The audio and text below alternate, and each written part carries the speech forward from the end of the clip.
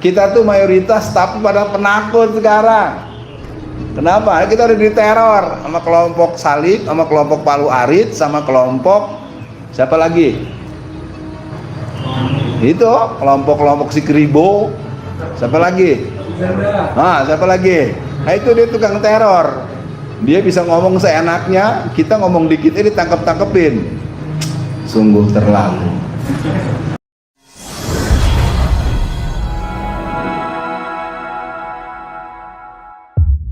Nah, buat Bapak Ibu sekalian, mungkin sebagai awalan supaya nilai pertemuan kita tetap tercatat di Malaikat Raqib, mari kita mulakan dengan membaca basmalah. Bismillahirrahmanirrahim. Acara kita pada hari ini akan kita coba buat dua sesi. Yang pertama penyampaian, kedua kita ngobrol. Ngobrolnya diharapkan bersifat bagaimana nasib umat ke depan. Karena saya tidak percaya bapak-bapak, ibu-ibu ini lingkar kita ini kan lingkar seperti segitiga bermuda nih, dekat Bekasi, dekat Jakarta, dekat Depok, udah mungkin nggak tahu macam-macam yang kejadian. Ya, kalau kita bahas dalam negeri kita akan banyak ini. Yang kedua kepada para tokoh masyarakat, Pak Imam, dari mana Pak Imam? Pak Imam lagi tugas, ceramah di tempat lain mungkin. Kepada tokoh masyarakat, saya karena belum sempat diperkenalkan nama-namanya oleh saya Zakaria ya, Ustaz Zakaria. Ibu-ibu, mungkin saya bersedia datang lagi kalau dipanggil lagi, tapi pakai syarat. Mau nggak dengar syarat saya? Mesti ada anak remajanya minimal 5 orang.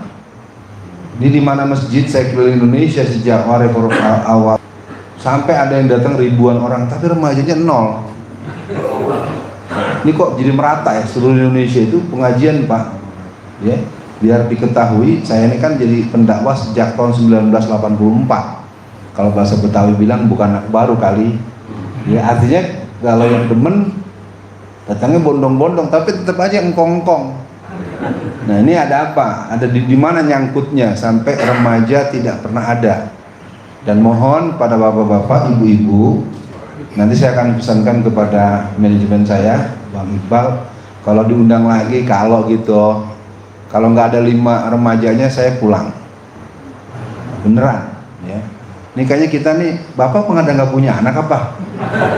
Nggak punya anak, nggak punya ponakan. Maksud saya bukan sedang marah, ini saya jadi lagi sedih ya. Kita kan udah tahu umur 50 sekarang udah was-was dah ya, teman-teman pantaran saya udah pada meninggal ya. Iqbal Siregar kemarin itu kan teman saya Jakarta Barat di PII dulu.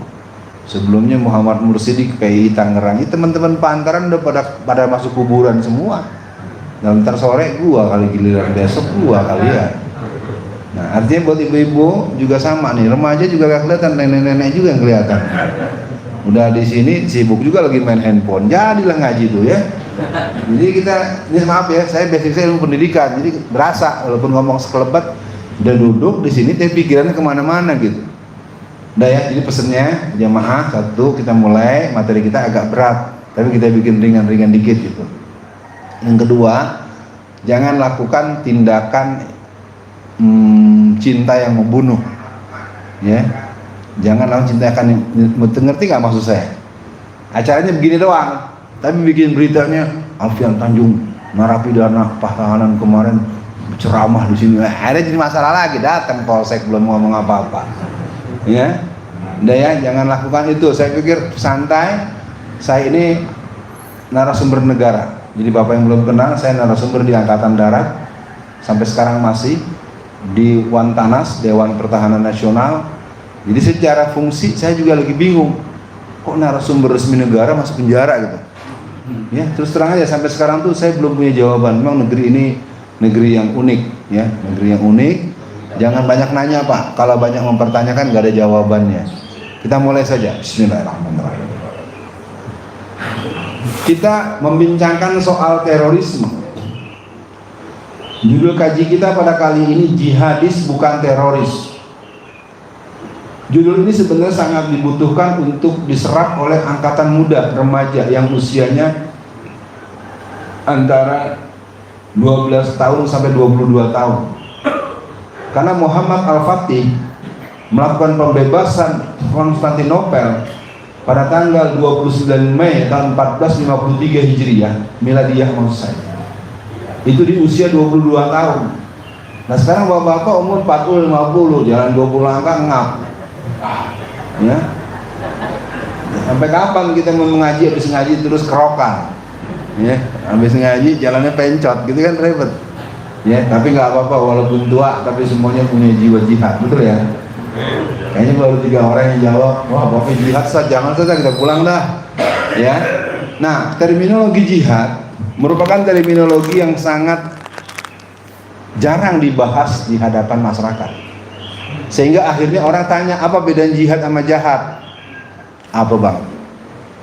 Beda jihad sama jahat? Nah, jihad sama jahat bedanya apa? Jihad sesuai syariat. Kalau jahat tidak sesuai syariat. Pinter juga jalan.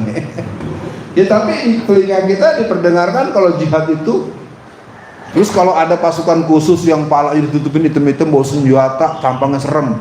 Yang di udah kira-kira pendeta atau ustadz? Nah, nanti kita bahas. Jihadis bukan teroris. Mahwal teroris? What does mean teroris? Nah, jadi mulai ibu-ibu, bapak-bapak, pertama kita ingin menjadikan perbincangan kita sederhana, santai. Batasin dulu keinginan untuk banyak chat-chatan WA, ya. Puasa sebentar lah, 1 jam, nyimak dulu materi ini supaya nanti setelah ini kita dialog. Dan mohon dipahami, saya punya waktu tidak terlalu dibatasi, tapi mudah-mudahan jam 6 bisa selesai terus kita dialog ya, karena saya yakin di kita ini nggak ada yang nggak punya ginian nih. Apa sih yang belum kita tahu? Rajin aja kita buka tahu, dari yang semangat, dari yang ilmiah, dari yang ayat-ayat dari ustadz yang terkenal, ustadz kondang, ustadz kandang, ustadz lucu, ya, mau dokter ilmu kesehatan, mau dokter ilmu seks, mau dokter ilmu bisnis. Wah, kalau pakai ginian mah udah nggak usah keluar rumah juga pinter. Makanya ngaji-ngaji. Tapi tentu kita sadar berkumpul ini tidak bisa digantikan dengan teknologi. Kita awali. Terorisme adalah serangan terkoordinasi secara fisik maupun psikis bertujuan untuk membangkitkan perasaan teror terhadap sekelompok masyarakat. Dalam background gambar ini ada anak kecil di Palestina dicang-cang oleh tentara-tentara Israel, baik tentara yang warnanya kulit hitam atau jenggotan atau orang-orang yang berpesan. Jadi yang jelas terorisme adalah serangan terkoordinasi mau secara fisik maupun psikis. Ini harus kita pahami. Berbeda dengan perang, aksi terorisme tidak tunduk pada tata cara peperangan dan seterusnya. Saya nggak mau teoritis, kita lanjut. Apa tujuan teroris?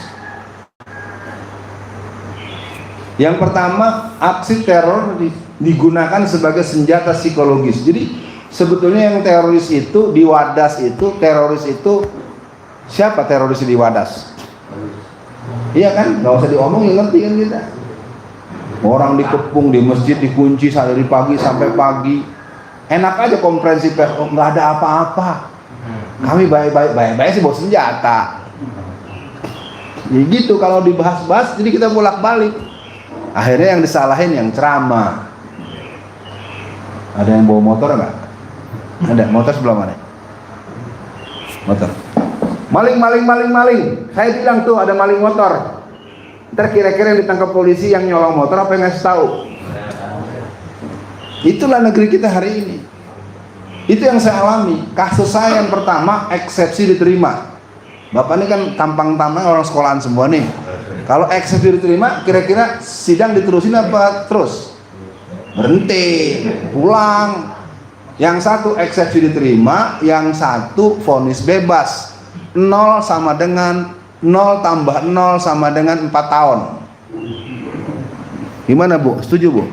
0 tambah 0 sama dengan 4. Ini biar jemaah juga ngerti, bukan saya sedang ngeluhkan. Ini kan benar-benar kebangetan.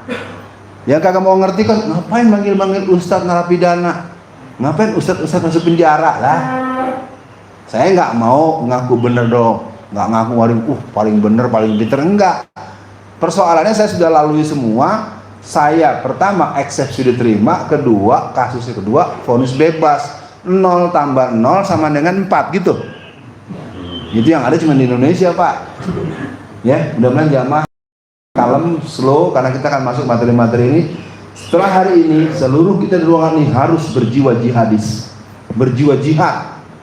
Nah, dalam beberapa hadis diterangkan, barang siapa orang yang dalam hidupnya tidak bercita-cita berjihad di jalan Allah, haram buat dia mencium bau surga. Saya udah sholat kan tiap malam 1000 rakaat. Saya pegang tasbih terus sambil tidur. Terus ada gereja dibangun, karena saya disumbang, saya jagain gereja. Ada tuh tetangga kita begitu ya. Oh, pakai seragam jagain gereja. Ntar dibelain pakai dalil lagi. Ya. Bukan di sini, bukan di Indonesia. Aksi teror digunakan sebagai senjata psikologis untuk menciptakan suasana tidak menentu, dan kita mayoritas tapi tertindas. Nanti kita bahas. Ini saya udah kecepatan lompatnya, tapi saya enak banget sih. Bayangin kita mayoritas. Kemarin apa? PPKM apa PPKN? PPKN apa PPKM? PPKM ya. Giliran Natalan, tahun baru, PPKM dicabut. Giliran mau puasa, bikin lagi peraturan seodong-odong. Udah, saya pikir dari sekarang terus kita bahas, dialog lah kita nggak usah ngelawan, nggak usah berantem.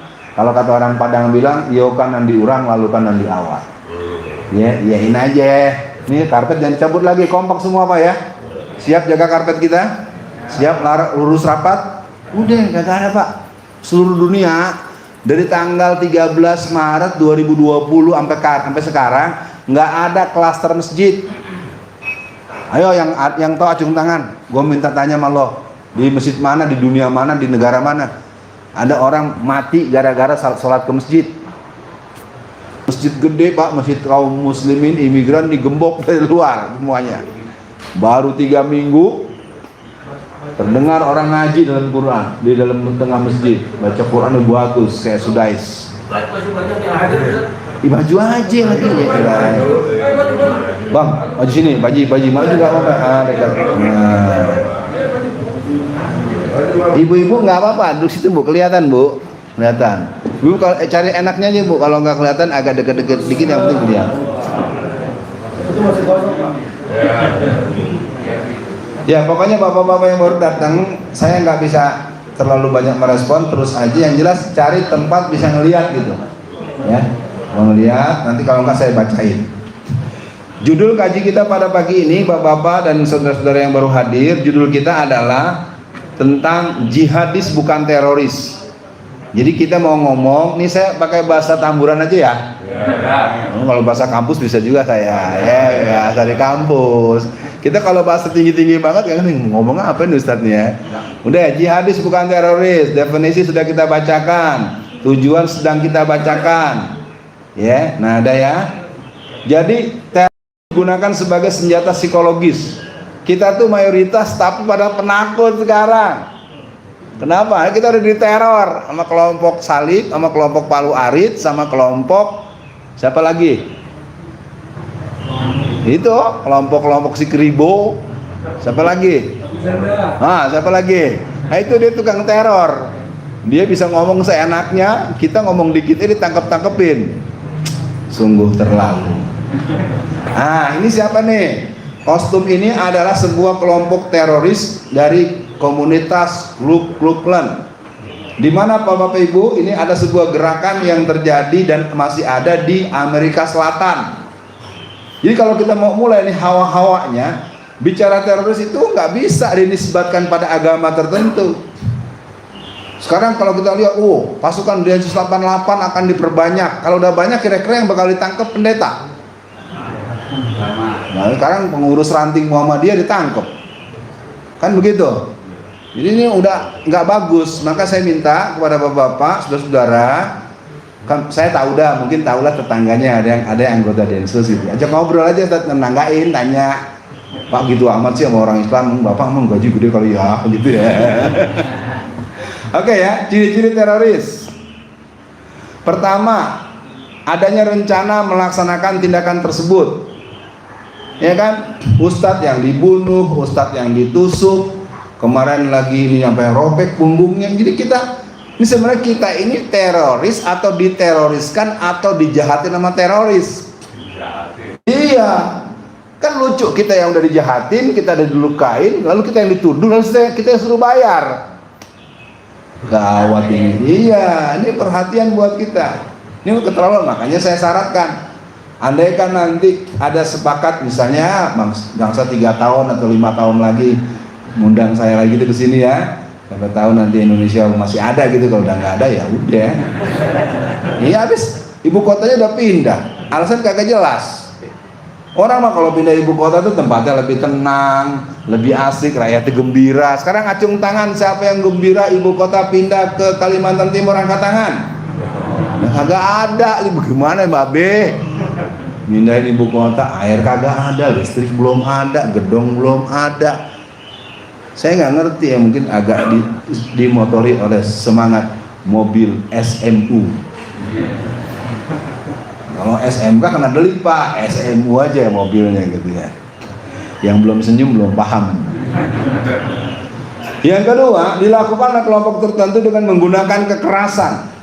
Begitu Pak, kan kalau ngomong begini, saudara-saudara, kalau kita melakukan sesuatu sesuai dengan hukum. Sekarang kalau kita dilarang, mana larangannya? Jangan mau ikut aja, minta larangannya tertulis. Dan nggak pernah ada yang berani, se-Indonesia nggak ada yang berani. Kita ini jangan belajar politik lah, politik di komplek dah.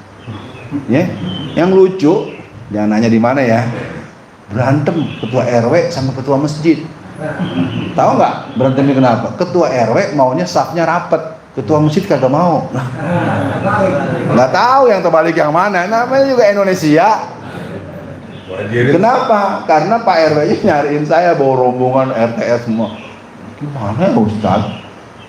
Harusnya kan kalau orang pengurus masjid itu kan syaratnya 2, ya, hobi dan rajin ke masjid, dan kedua takutnya hanya sama Allah bukan sama petugas COVID. Kalau Anda nggak berani, jangan jadi pengurus masjid. Baca Quran, surat At-Taubah ayat 17-18, baca dah, tanya sama ahli tafsir, ngaji tafsir, minta panggil gurunya dah. Ini kita lagi ngaji jihad nih hari ini, jadi bukan lagi nyerang, bukan lagi ngelawan. Ketiga, mengambil korban dari masyarakat sipil dengan maksud mengintimidasi pemerintah. Siapa yang berbuat? Kita nggak pernah tahu menau. Dilakukan untuk mencapai pemenuhan atas. Jadi sekarang ini kita diperlakukan sebagai teroris, padahal kita diteror. Ya, nanti kita buktikan deh. Contoh pelaku dan tindakan terorisme. Ya, ini anak kecil, coba berani anak kecil. Pasukan Izzuddin Al-Qassam sangat tidak pernah punya rasa takut sedikit pun dengan tentara. Tentara Israel itu menurut pengetahuan teman-teman saya, ya, saya dulu pernah ketua Hamas Indonesia tahun 98 sampai 99 tahun 2000. Jadi anak-anak yang pergi perang itu tentara-tentara Israel tuh Bu, Pak, sering itu celananya banjir. Emang. Jadi jihad itu doktrinnya hanya takut kepada Allah. Ada orang bilang hasbunallah wa ni'mal wakil, katanya ngajak ayat perang. Banyakin malak ya, kalau nggak tahu ilmu itu mah orang udah ketakutan, itu orang takut mesti bilang perang itu. Artinya apa? Memang dia itu penakut yang ngomong itu. Ya. Baik, kita masuk. Yang pertama, invasi Amerika dan sekutunya ke Afghanistan dan Irak. Setelah pertempuran antara pasukan mujahidin dengan 7 faksi jihad, yang di sana ada Hikmatyar, Gulbuddin Hekmatyar, Abdurrasul Sayyaf dan kawan-kawannya, maka terjadilah peralihan dengan munculnya kelompok Taliban generasi pertama. Generasi Taliban kelompok pertama Mullah Omar tahun 1996 sampai 2001. Alhamdulillah dengan segala kekurangannya terjadi proses pencerdasan, maka Akhundzada dan kawan-kawan sudah memproklamirkan Emir Islami di Afghanistan pada tanggal 15 bulan Agustus tahun 2021. Bapak Ibu tahu jumlah mereka tidak terlalu banyak, tetapi Amerika telah mengalami kerugian 14.000 triliun. Dan Amerika pulang sama kolor-kolornya dibawa pulang. Ya, jadi kita umat Islam kalau nggak pernah kembali membangun ruhul jihad si pitung, nggak berangkat lagi, ini jangan. Nah makanya gue minta anak remajanya mana ngomong jihad sama anak engkong. Ntar ngomong di rumah, ngomong apa tadi di rumah Pak? Ustaz Alfian, babnya jihad, hati-hati loh Pak, apa-apa ditangkap loh, gitu. Ntar kalau anaknya nggak denger. Amerika itu menjebak 12.000 pasukan Irak. Dia bikin semacam kanal sekitar sekian kilometer, di sana ujung sana ditumpahin minyak, disentuhan minyak, dinyalain api. 12.000 pasukan Irak dibunuh oleh Amerika. Amerika itu adalah drill teroris. Yang namanya Saddam Hussein itu seorang pemimpin yang saleh. Dia dihukum dengan cara digantung atau dicangcang di saat Idul Adha. Ya, masyarakat kita ini mengalami penggelapan, the blind of information. Jadi gerakan-gerakan musuh-musuh Islam itu adalah menutupi informasi yang sebenarnya. Nanti lihat dalam surat 61 ayat 8 atau ayat 9. Yuriduna liyutfi'u nurallahi bi afwahihim wallahu mutimmu nurihi walau karihal kafirun. Kita sering tidak pernah mengetahui apa yang sebenarnya terjadi. Apa yang terjadi sehingga tuan guru kita Tengku Zulkarnain meninggal dunia? Apa yang dialami oleh Letnan Jenderal Z.A. Maulani? Apa sebabnya Ustadz Arifin Ilham meninggal dunia? Kita betul dalam agama orang meninggal itu ya udah takdir, kullu nafsin zaikatul maut. Tetapi kita nggak mau mempelajari. Kalau kita telusuri, hampir semua yang dibawa ke rumah sakit lewat. Nah, pengalaman saya keliling Indonesia itu, sebutlah misalnya Banjar Patroman. Banjar Patroman itu bersisian dengan Cilacap. Di sana tuh ada 700 masjid. Itu tahun 2020. Saya ke sono. Dari 700 masjid yang pakai dijarak-jarakin cuman 7 masjid. Yang 693 biasa saja. Ya, ini saya minta kompak. Yang penting masyarakat kompak. Karena ada ketua RT nggak?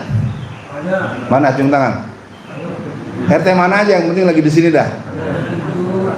Pak, semoga Allah memberkati Bapak. Bapak bela Islam Pak ya? Bapak bela Islam kan? Iya, Bapak udah tua, kalau nggak bela Islam kan masuk surga susah. Ketua RW. Oh, belakang lo. Oh. Pak RW maju ke depan, Pak RW. Maju ke depan pemimpin, dah nggak bisa. Berarti ente nggak bangga sama Islam. Ayo maju dulu.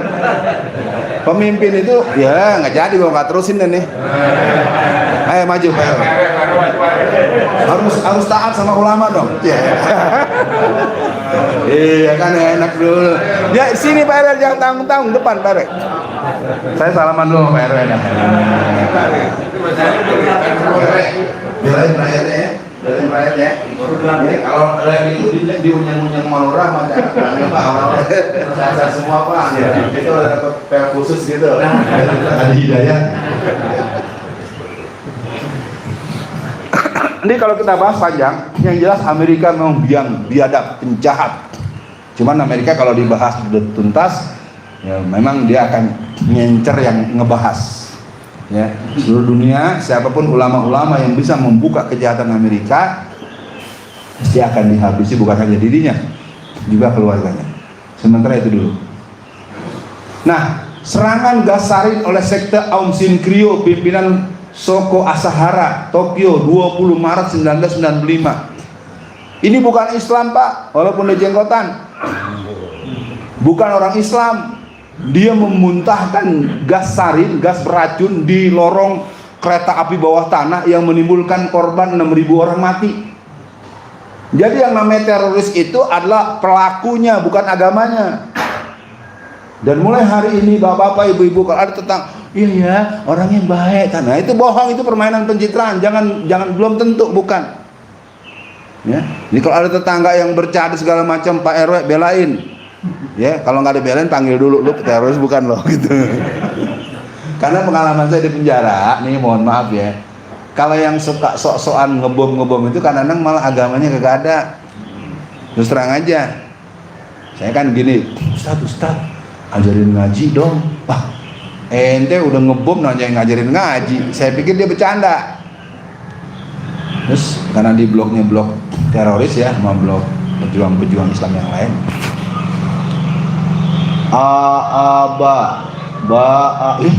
Beneran tuh bocah lagi belajar Iqra 1. Saya nggak sebut nama ya, jangan nama, jangan alamat. Tapi artinya berarti kira-kira teroris yang di negeri kita itu teroris beneran apa teroris buatan? Nah, udah kan paham kan maksud saya kan gitu aja. Buatannya ada level bawah, level tengah, level atas. Namanya juga sinetron. Ya, jadi serangan gas sarin ini yang tadi ya kita udah lihat nih. Yang tadi Amerika punya kelakuan, kalau dibahas banyak. Yang kedua di Jepang, Amerika, Jepang. Sekarang di mana nih? Ini menarik ini. Ini adalah pengeboman di sebuah pusat perumahan mewah, apartemen mewah, bom Oklahoma City oleh sekte ranting Daud Brand Davidian tahun 1995 tanggal 19 April. Jadi ketika ini pusat perumahan atau ini meledak tuh hancurnya kayak gitu, pemirsa, lah terjadi terorisme yang tertangkap ternyata orang Kristen. Sama dengan yang terjadi di Tangerang. Satu hari di Alam Sutra, di sebuah pusat perbelanjaan di Tangerang Selatan Provinsi Banten, terjadi ledakan yang menghancurkan toko-toko besar. Bacot itu TV-TV gituan kan, ya, tipu, pemirsa terjadi ledakan teroris, wah udah ngaca-ngaca kemana-mana ngomongnya. Pas tangkap polisi, pemuda gereja. Ya, jadi bapak-bapak saya pesenin nanti kalau jadi lagi manggil saya nggak mau mulai, mau cek dulu absen 5 orang aja. Ini udah kelihatan nggak ada, udah usianya pasti di atas 30 tahun semua. Alasannya hari Sabtu sekolah, nanti besok Ahad juga sama aja. Nah, ini kita lagi harus bahas agak mendalam. Penyerangan Masjid Babri di India, nih India lagi kurang ajar nih.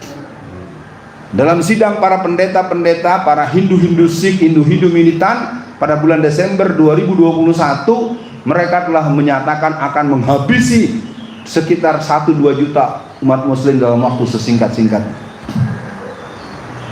Jadi Bapak Ibu sekalian, memang di India ini perkembangan Islam itu sangat cepat. Jadi Zakir Naik telah menyebut bahwa jumlah mereka mungkin, maaf ya, jangan GR dulu, jumlah muslim di India itu lebih banyak daripada di Indonesia. Kita banyak karena penduduk kita 270 juta. Dia penduduknya 1,4 M. Nah, sekarang saya sebut aja kalau penduduk India 300 juta muslim, banyakan mana sama kita? Kitanya aja suka kemana-mana banggain. Kalau bangga kenapa kita begini, kenapa jadi sengsara kita mayoritas? Berarti ada masalah dari segi kuantitas dan segi kualitas dan segi ruhul jihad Islam. Ini kesempatan kita di pagi ini kita tuntaskan. Jadi ini adalah serangan oleh kelompok Hindu menghancurkan sebuah masjid yang ada bernama Masjid Babri di India dalam rangka untuk membangun kuil. Ya kan kurang ajar, bikin kuil, bikin aja. Sama nih kasus dengan Al-Aqsa. Dia menganggap di bawah masjid itulah tempat bersemayam sang dewa. Akal-akalan dukun. Nah, ini yang bapak-bapak belum sempat dapat penjelasan luas. Serangan kaum Kristen, separatis Kristen di Ambon ini adalah serangan terbaru mereka. Bukan terbaru banget sih. Itu ratusan rumah muslim hangus korban anarkisme salibis dalam kerusuhan Ambon pada bulan September tahun 2011. Mereka membakar 440 rumah dan membunuh sekitar 7 orang warga. Diawali dengan penyerangan terhadap seorang tukang ojek, ya, lagi lewat di sebuah kampung dari perkampungan Gunung Nona, disikat, ditusuk sama dipanah. Ya. Coba dia yang nyerang, dia yang bunuh, dia yang bakar kampung muslim, begitu. Nanti berita di baliknya lain lagi, teroris lagi. Ya, biar jamaah tahu umat Islam ini benar-benar kesian. Di bapak-bapak jangan sok teu deh, jangan ikut-ikut bilang teroris. Ini kesian yang dibakar, dibunuh, dituduh. Ya. Ya, biar juga lagi asik nih kebetulan ketemu sama saya, ntar kita ngobrol, tanya dah, ntar gue terangin. Peristiwa Ambon ini terjadi sebenarnya adalah karena kelemahan orang tua. Ini bapak-bapak yang usianya tua, tolong ya, orang tua itu kadang-kadang bijaksana tapi nggak tahu situasi. Saya pesenin sama yang tua-tua. Yang muda harus hormat sama yang tua, yang sebaya saling menghargai, yang tua harus sayang dan percayaan sama yang muda. Karena ilmu tuh nggak sama dengan umur. Kalau lebih tua pasti lebih pintar gitu. Kalau lebih tua udah lebih beriman gitu. Enggak, iman dan ilmu nggak pakai umur. Lihat aja tuh Ismail, umur 14 tahun Pak RW, mau disembelih. Apa kata Ismail? Kata Allah, gue mesti nyembelih lo. Ya ayahku, kalau mau perintah Allah kerjain aja. Lah sekarang suruh ke masjid ya kagak ada. Gimana mau disembelih kan gitu. Ini peristiwa ini bermula sekitar tahun 1997. Apakah pemuda Muhammadiyah, apakah pemuda NU, apakah GPI, apakah PII, apakah HMI, seluruh ormas-ormas Islam di tanah Ambon sudah mulai menyatakan pernyataan, saudara-saudara, kita orang hati-hati, saudara-saudara, Obed telah siap untuk membasmi umat Islam. Pemuda itu kan bergaul Pak, dia bersama masyarakat, dia ada di lapangan, dia ada di masjid, ada di jalan, ada di sekolah, ada di kampus, ada di mana-mana, ada di pasar, ada di tempat tongkrongan, ada di kafe. Ini mentahnya kasus Ambon itu karena tokoh-tokoh tuanya itu, maaf ya, orang tua itu kadang sok bijaksana, mau bijak sini. Saudara-saudara, negara kita negara maju. Oleh karena itu kita jangan sudon. Sementara mereka sudah menyiapkan laskar Brigade Yesus, Laskar Kristus, Laskar Bunda Maria, pasukan Kelawar Hitam, pasukan Super Ninja, dan pasukan Paulus. Saya pernah konfrontir kepada jenderal polisi. Kenapa Anda hanya mencecar orang-orang Islam yang punya semangat membuat laskar-laskar, sementara yang Kristen tidak? Apa tahu jawabannya? Ngurusin selain yang Islam nggak ada duitnya. Itu jawaban asli. Karena kita ngomongnya empat mata kan. Jangan tanya namanya, jangan nanya alamat. Saya udah ngomong asli. Dia bilang, maaf Ustaz, ngurusin gitu nggak ada duitnya. Jadi kita umat Islam akan tetap dieksploitasi. Apakah kita nanti tahun ini bisa berangkat haji atau tidak? Tanyakan pada rumput yang bergoyang. Iya. Sengaja dibilang kalau kata Ustadz Abdul Somad nanti ada Umi Korn akan jalan-jalan sama Abi Korn. Nah, ini kalau dibahas sedih. Tolong bapak-bapak yang sepuh-sepuh di sini, yang tua-tua, tolong jangan hanya sok bijaksana, pahami situasi. Gara-gara omongan tua-tua yang kayak tadi itu, akibatnya per 1 Januari 1999 persis Hari Raya Idul Fitri, malam orang masih takbiran Allahu Akbar, Allahu Akbar, Allahu Akbar, La ilaha illallah, Wallahu Akbar, Allahu Akbar, walillahil hamd. Sahdu. Ibu-ibu sambil bebenah, sambil masang taplak meja, masang buah, sambil nangis. Besok pagi-pagi berbondong-bondong orang ke masjid-masjid, padahal masjid mereka sudah dikasih silang merah. Rumah Pak RW yang muslim itu kagak diperhatiin. Maaf Pak ya, yang tua-tua jangan pada so tua ya, yang muda hormat sama yang tua, yang pantaran saling menghargai, yang tua sayang sama yang muda. Jadi kalau anak muda ngomong jangan disalahin mulu. Kenapa tidak ada remaja masjid? Karena orang tua tidak pernah membangun remaja masjid. Baru ngobrol dikit diusir, ngerokok dikit dimarahin. Nggak usah dulu Pak, dia udah mau nongkrong, biarin dulu dah. Yang penting jangan dia ngerokok di tengah masjid lagi sholat, nggak boleh. Maaf ya, saya ingin katakan, matinya remaja masjid secara nasional karena kebanyakan pengurus masjid itu tidak welcome. Satu. Yang kedua, anak-anak itu merasa jadi orang tua kalau jadi ngurusin masjid. Tapi bapak-bapak yang tua nggak merasa tua kalau jadi anggota moge. Umur mau 80 tahun aja masih bonceng pakai motor mau pergi kemana, mau ke Aceh. Anak baru tamat SMP, kok kamu nggak level mah ke masjid? Coba cek anak-anak kita yang SMP, apalagi yang kuliahan, nggak ada yang mau ke masjid. Yang salah bapak sama ibunya yang salah. Contoh dong mak gua. Ya, ibu-ibu tau nggak? Saya ini nggak pernah mondok bu, makanya kalau ilmunya kurang-kurang dikit arah maklum dah. Tapi anak saya gontor, guru anak saya santrin semua. Saya 4 SD itu sama mak saya tuh pinggang punggung saya tinggal Tamburan Gang 1 ya. Itu diangkat sama mak saya tuh, disenderin depan rumah. Leher saya dikalungin sarung. Nggak ada pilihan balik lagi, pilihannya ke masjid. Yang sekarang dari tadi sholatnya kagak ada remajanya. Emang bapak mau masuk surga sendirian? Emangnya anak nggak bakal mati duluan? Siapa yang bilang anak lo bakal mati lebih dulu, belakang daripada lo? Kullu nafsin za'iqatul maut, kitabah muajjala. Dan saya bukan sedang marah karena saya temui seluruh Indonesia. Pak RW, saya itu pengurus RT, jadi anak buah antum, tapi beda tempat. Satu hari Pak RW bilang gini sama saya, Ustadz, kita mau ngumpulin anak-anak bikin karang taruna. Pak RW sampai bikin 200 undangan, Pak, 200, nggak pakai WA, bikin surat agar tuh anak one by one, letter to letter tuh atau 200 Pak. Yang datang berapa? Cuma 6 orang dan 6-6-nya megang handphone semua. Nah, anak lingkar Jakarta megang handphone dilarang. Dia bilang, syukur gue datang, pulang lagi ya.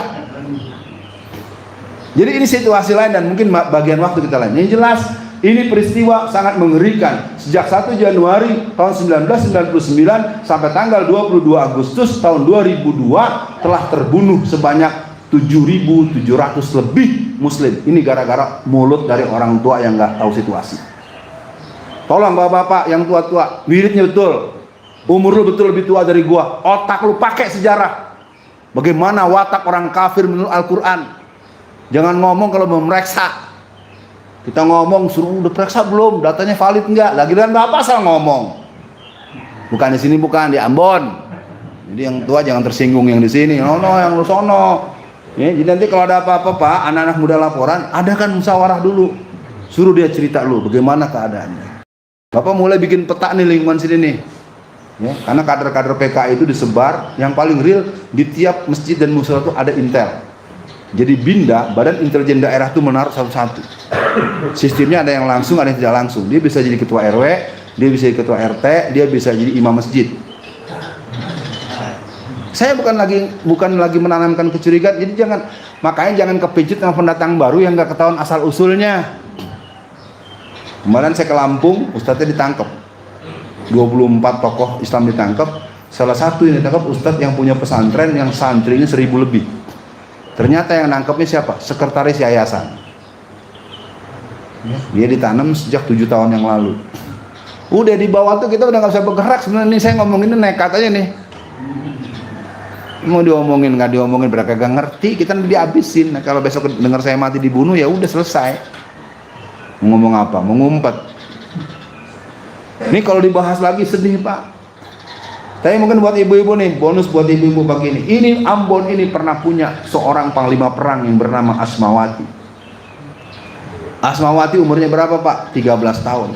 Saya udah bilang dari tadi, kalau mau nyiapkan pejuang Islam itu umur 12 sampai 22 tahun. Kalau yang tua-tua gini ente tugas tinggal wirid. Wirid sama nyiapin duit. Ya. Mau kemana berangkat ini? Buat berapa $20 ini? Bapak siapin 400 juta ini berangkat. Duit kagak, wirid kagak, anak ditakut-takutin mulu. Asin dulu sih kita jadi jihadis loh, di teroris gitu, kagak ngerti. Jangan gitu, nggak enak hati. Jadi Asmawati itu Bu, anak umur 12 tahun pas peristiwa pembantaian kaum merah, kaum Obed alias Robert. Dia lihat depan mata sendiri bagaimana ketika ibunya diperkosa. Habis diperkosa, ibunya dibunuh. Kemudian dia lihat kakak perempuan yang sedang hamil besar, itu perutnya di black sampai melocot tuh bayi diinjek. Tapi sebelum itu diperkosa dulu. Bayangin, orang hamil diperkosa, perut di black, bayi diinjek-injek. Dan setelah itu dia lihat bapaknya dibunuh. Bayangin anak kecil perempuan lihat emak diperkosa dibunuh, lihat empok diperkosa di black, perut diinjek, bayinya dibunuh, dia ngacir, ngabur. Namanya anak kecil kan tahu jalan-jalan si tikus kan, dia tahu. Nggak selang 1 tahunan kurang atau lebih dikit dia tampil sebagai panglima perang. Mungkin langsung udah bertemu dengan Ahlus Sunnah wal Jamaah, Pak Ja'far Umar Talib, anak FPI, anak Taruna bukan waktu itu anak-anak Hamas ya, turun lewat jalur sana. Ya kita kirim 402 orang. Asmawati itu dikenal sebagai pemimpin perang, laskar anggotanya 1000 orang. Ya, jadi bapak-bapak, bab jihad ini butuh buat anak-anak yang baru gede sama anak-anak yang mau dewasa awal. Lah, Muhammad Al-Fatih kan bebasin Konstantinopel 22 tahun. Kita udah ketelatan. Bapak berapa umur? 50 berapa? 62? Hah? Iya, tapi bagus juga baru dapat wahyu ya, 1 tahun. Ya udah jam 6 kurang nih.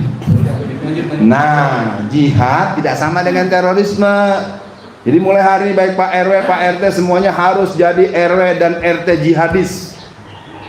Iya, jihad itulah yang membuat kita merdeka. Nggak ada Indonesia merdeka kalau nggak pakai jihad. Komandannya ada 2 yang paling terkenal. Yang satu namanya Bung Tomo untuk melawan Malabi Jenderal Jenderal Inggris. Kan itu bulan Oktober tuh, awal-awal kita merdeka 45. Yang satu namanya Sudirman. Ya, kalau sebelumnya kita ketemu dengan yang namanya Pangeran Diponegoro, Tuanku Imam Bonjol, wah keren-keren. Nah sekarang anak-anak kita kagak jelas, gimana mau jihad lawan mata yang nggak sanggup. Ini ceritanya ada sejarah saya zaman tahun 80-an. Saya kan sejak 84 udah jadi khotib. Allahu Akbar, saudara-saudara, kita harus berjuang untuk Islam. Wah, semangat ngomongnya. Tapi saya subuhnya sering di rumah. Ini namanya manusia kan begini, ya. Jadi ustadz, udah capek kali ya di rumah. Terus ketahuan sama guru saya. Waktu kecil saya rajin, ada emak saya udah gede gitu. Ini namanya anak kalau udah gede sok pinter, sok tahu. Lapor, ustadz saya namanya Ustadz Jabir. Nah, itu Alfian bahaya itu kalau buku ceramah ngomongnya dahsyat nih, begini. Panggil dia. Alfian, saya dengar kamu kalau ceramah kemana-mana galak banget ya. Tadi kamu subuh jam berapa? Sangat enam, Ustaz. Bahas jihad, lawan mata dia nggak sanggup, gimana lo mau? Jadi saya pesan buat semua ya. Jadi saya juga pernah digembleng kecil. Memang itu pentingnya. Kecil teranja-anja, besar terbawa-bawa, sudah tua berubah kita. Ya. Kita semua punya pengalaman, punya anak ya Pak ya. Waktu kecil nurut ya Pak RW ya. Saya juga pernah nakal dulu, tapi nakal dikit doang ya. Dan agak malas-malas gitu. Ya. Oke, kita masuk. Pengertian jihad. Kalau kita pahami secara ilmu, tentu akan banyak pengertian jihad secara takrif, secara definisi. Kita akan coba, harap konsentrasi kita terus dulu. Jihad adalah perjuangan dengan segenap usaha hanya karena Allah, dengan jiwa, didukung dengan harta, perkataan, mengumpulkan bantuan para mujahidin, atau dengan cara yang lain membantu perjuangan menegakkan kalimah Allah. Jadi jihad nggak usah pakai nanya-nanya. Jihad bukan perang kan?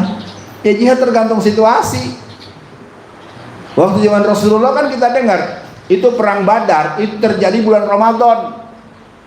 Apa kata Rasulullah ketika kita selesai perang dan mengalahkan kaum kafir yang jumlahnya 33 kali lipat, pasukan Islam 313-an, pasukan kafir 1000-an, yang menang umat Islam. Apa kata Rasul? Wahai para sahabat, kita baru saja selesai dengan jihadul asgar, jihad kecil.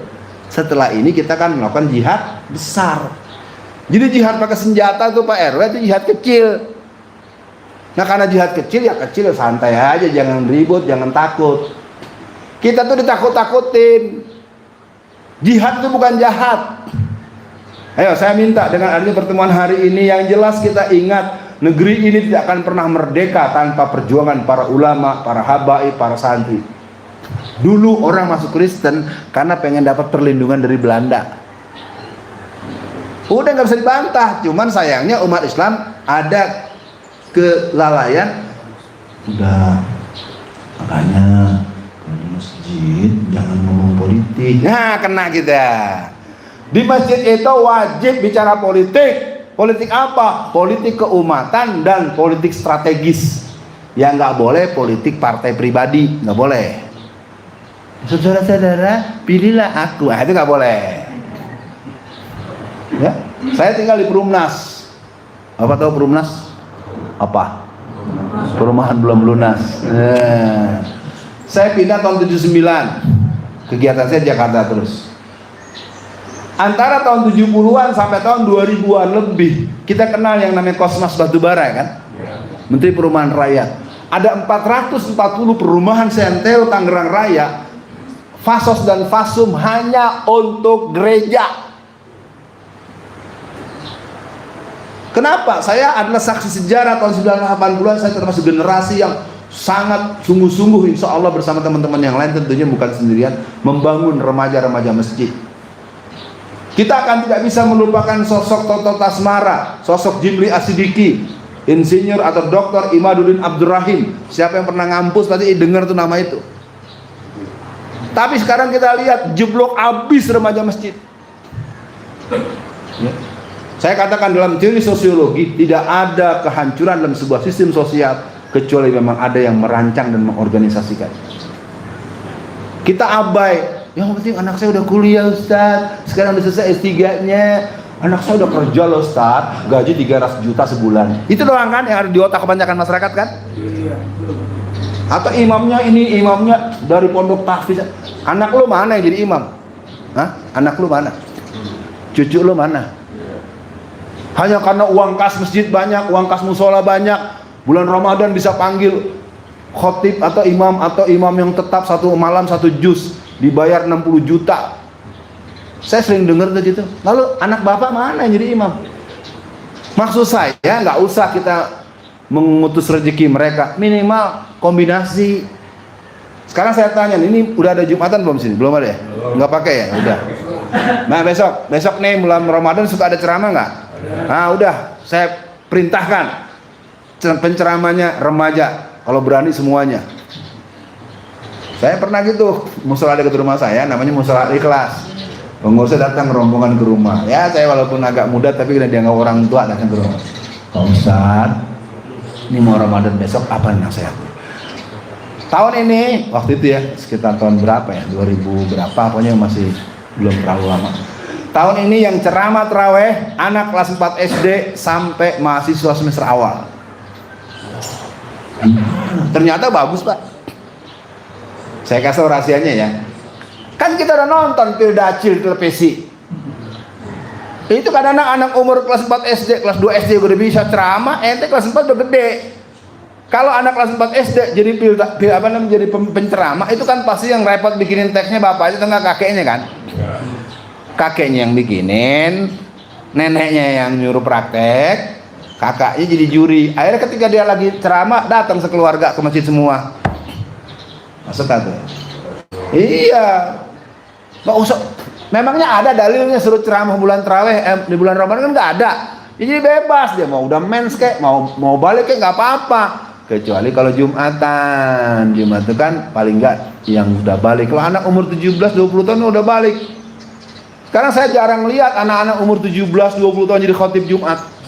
Saya 17 tahun khotibnya bukan sembarangan Pak, di LIPI, di Rumah Sakit Fatmawati, ilmunya pas-pasan. Yang hebat guru saya. Dulu ada saya dulu Alfian Tanjung, ada Arif Budiman, ada Ade Indra, ada Dik Muhammad. Kita tuh ada bertujuh atau bersembilan. Itu satu-satu kalau hari Kamis sore manggil dah. Alfian lo ke rumah. Ya Ustaz, nih surat. Gila khutbah di LIPI. Dengan itu ada pengurus masjid LIPI, tolong ini saya sedang kurang sehat. Padahal nggak sakit, saya tahu. Kita sama guru nggak boleh melawan kan. Ini Alfian Tanjung. Ya udah, itu dengkul udah godek-godek tuh. Iya sekarang kita yang ceramah dia terus sebulan sampai 3 kali yang khutbah. Kenapa sih nggak kasih yang remaja? Kalau nggak bisa di training dong. Panggil Ustadz Ahmad Yani untuk training itu. Kan ada kok Khairul Ummah trainingnya. Atau di KMJ. Bisa di Google loh, kursus khotib khutbah. Bayar 400.000. Jangan sampai anak kita mondok di mana-mana. Giliran khotib nggak mau apa? Duitnya dikit. Nah, hati-hati. Ini saya berani ngomong pertama pengalaman pribadi sama pengalaman teman-teman. Pinter baca Qur'annya, hafalannya banyak, fasih bacaannya, wawasannya luas, kerjaannya cuma ngeritik khotib. Dia sendiri nggak mau jadi khotib. Ya, maaf ya, dan pengalaman saya bergaul karena anak-anak yang kebanyakan yang kelamaan mondok, kerjanya cuma nyerang orang kadang-kadang. Dia sendiri nggak mau maju, bukan di sini bukan di tempat lain. Apa tahapan-tahapan jihad? Ini kalau anak-anak remaja yang datang keren nih, kombinasi. Bapak ngerti doang, ntar ngomong diomelin sama anaknya. Udah tua bahasan jihad lah. Yang pertama, bersabar menghadapi gangguan cercaan orang-orang musyrik dengan terus melakukan dakwah. Sabar menghadapi si keribo, sabar menghadapi si jondo, sabar menghadapi si ada Tanjung lah kurang ajar tuh namanya sama gua. Sabar artinya bukan berarti kita takut. Kita pelajarin namanya, rumahnya, alamatnya, nah gitu tuh sabar tuh. Nanti kalau udah nggak bisa dibendung lagi, tinggal lo bawa sebelah mana tuh belati sama ini gitu maksudnya. Sekarang suruh tanya alamatnya di mana nggak tahu. Kalaupun tahu, bapak udah tua kuat nggak? Nah kalau yang anaknya jago apalagi model si Muhammad Al-Fatih kan, Muhammad Al-Fatih umur 6 tahun hafal Quran. Anak kita udah pada hafal Quran belum? Wah, saya harapan saya ke cucu nih. Kalau ke anak kita banyak capeknya. Anak kan banyak lawan ya. Kita kan enak ngomongin sama orang lain, ngomong anak sendiri mah argumentasi panjangan dia. Ya. Itu mah hukum keluarga Pak ya. Karena anak kita lebih dengar omongan orang lain daripada dengar sama bapaknya sendiri. Ibu udah ngangguk-ngangguk aja Bu, sama Bu nasib aku. Ya, makanya itu pentingnya berdakwah begitu, pentingnya kita saling begini. Diperbolehkan untuk berperang dan tidak diwajibkan bagi mereka yang teraniaya. Jadi dengan ini mungkin nanti sekali waktu kita harus bahas tentang bab jihad, tapi saya nggak berani nawarin lagi, ngeri. Ntar Toto yang ikut dari polsek, sekarang kan nggak tahu nih judul Toto bicara ginian. Toto jangan tahu yang sebenarnya. Jadi nggak ada cerita kita teroris, negara punya kita. Saya sempat ditanya oleh seorang jenderal, kan saya aktif pemberi materi di pusat-pusat intelijen, Ustadz Alfian, apa punya cita-cita untuk memberontak? Loh, nggak ada perlu Pak, negeri ini nggak perlu pemberontakan Islam. Negeri ini perlu edukasi dan sosialisasi mahwal Islam. Di satu hari saya diminta khutbah di Masjid Mujahidin di Kodam Limbajaya. Waktu itu Panglima Kodamnya Pak Agus Tadi Sasongko. Terakhir dia pensiun sebagai Kepala Staf Angkatan Darat dengan Jenderal bintang 4 ketika dia pensiun. Ustadz Alfian khutbah Jumat. Pak, kesian Pak sama khotib yang terjatuh. Udah biar aja, urusan tuh urusan pengurus masjid. Saya khutbah judulnya Jihad Membasmi Komunisme. Wah, ini kan namanya di komplek kantor kan datang, ini semuanya datang. Udah jenderal-jenderal pada datang, yang demen kelihatan wajahnya bercahaya. Yang jenderal merah mukanya belang-belang, ada yang gambar Palu Arit, gambar beneran ini beneran, ini bukan dongeng. Ini habis saya khutbah, yang kagak demen udah monyong-monyong pada pergi aja, mungkin dia kemana ke kantin. Yang pada demen-demen ternyata di tentara juga terbelah dua, ada yang hijau ada yang merah. Nah, ketahuan sama saya kan, sengaja emang saya serang habis-habisan kan. Nah, terangin jihad itu apa, kenapa berjihad, bagaimana tahapan jihad segala macam. Mereka beberapa jenderal itu sampai nangis, peluk saya. Saya udah lama Ustaz nggak dengar yang begini. Gitu. Yang lain-lain sebenarnya ya itu kalau kurang pengetahuan jadi begitu. Nah, saya pikir menjadi perhatian buat semua. Kita teman nanti dibaca dan dialog lagi. Bagaimana sikap seorang muslim? Ya bapak-bapak, ibu-ibu, nggak usah kecil dengan umur yang tua. Dalam banyak kasus sejarah sahabat-sahabat yang ada yang namanya Ibnu Jamuh, itu seorang kakek umur 75 tahun. Umur 75, kaki pencot, maaf ya, kakinya emang atu yang atu. Ketika ada suasana perang, dengan tertatih-tatih dia membawa pedang. Ya Rasulullah, izinkan aku untuk ikut berperang. Aku ingin mati syahid di jalan. Kata Rasulullah, wahai Ibnu Jamuh, istirahat aja, doa dan zikirmu insya Allah mengantarkan ke surga. Aku gak mau mati. Izinkan aku ya Rasulullah. Jadi akhirnya dia karena diizinkan Rasul, girang dia ambil kudanya Pak RW. Dan orang lihat bagaimana walaupun kakinya satu di pelanan dia membelebaskan pedangnya. Dan akhirnya dia tertombak. La ilaha illallah. Tapi orang lihat Ibnu Jamuh telah membunuh puluhan orang-orang kafir.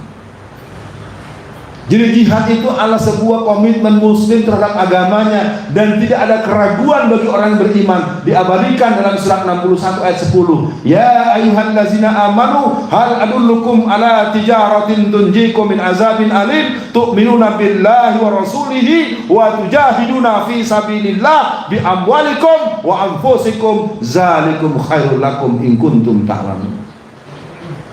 Ada seorang sahabat Nabi lagi namanya Nasibah Al-Ansar, ibu-ibu. Waktu itu perang Uhud. Ketika perang Uhud, apa kata Rasulullah? Wahai para sahabat, jangan semuanya berkonsentrasi di sebuah tempat, apalagi adanya tumpukan harta rampasan perang. Ternyata sejak zaman Rasulullah sama zaman sekarang, kalau orang kaya, kalau orang duitnya banyak, temennya banyak, tamunya banyak.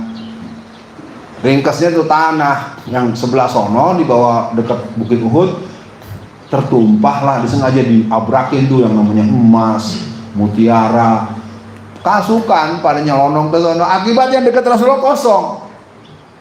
Serta merta 13 pemanah dari pasukan kafir menyerbu Rasulullah. Yang ada lihat ibu-ibu.